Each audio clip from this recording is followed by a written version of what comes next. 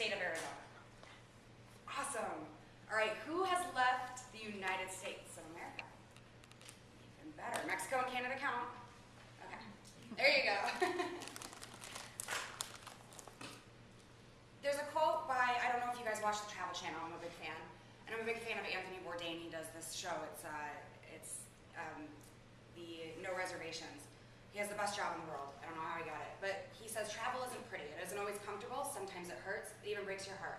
But that's okay. The journey changes you. It should change you. It leaves marks on your memory, on your consciousness, on your heart, and on your body. You take something with you, and hopefully you leave something good behind.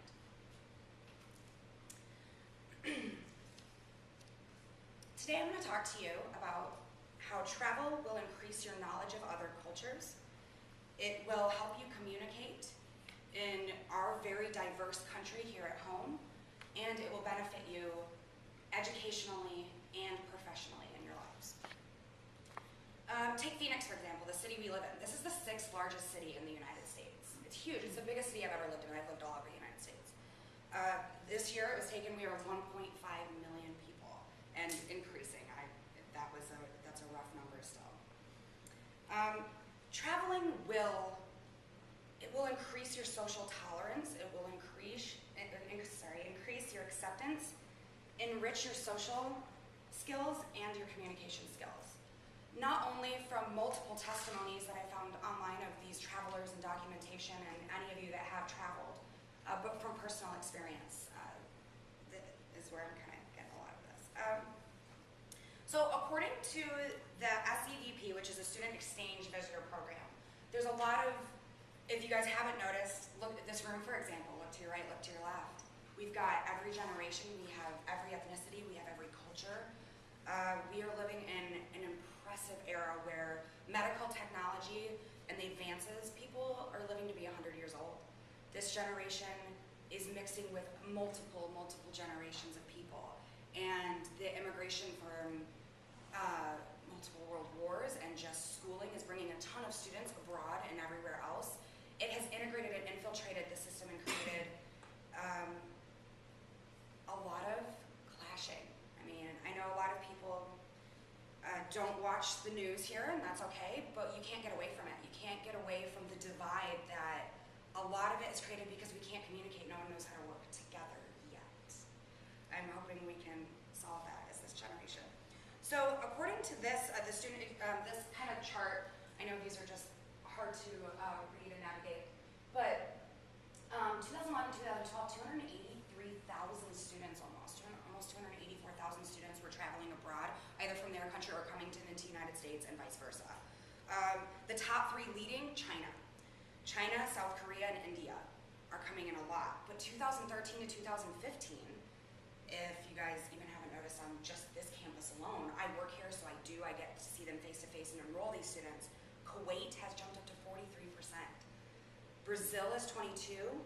Saudi Arabia is 21%, and Iran is 17% of their international students coming over here to study. And it's created like a $2.3 billion industry and has brought over tons of money for our campuses. So next, I'm going to talk about a little bit how to live in our very diverse country that we all are in.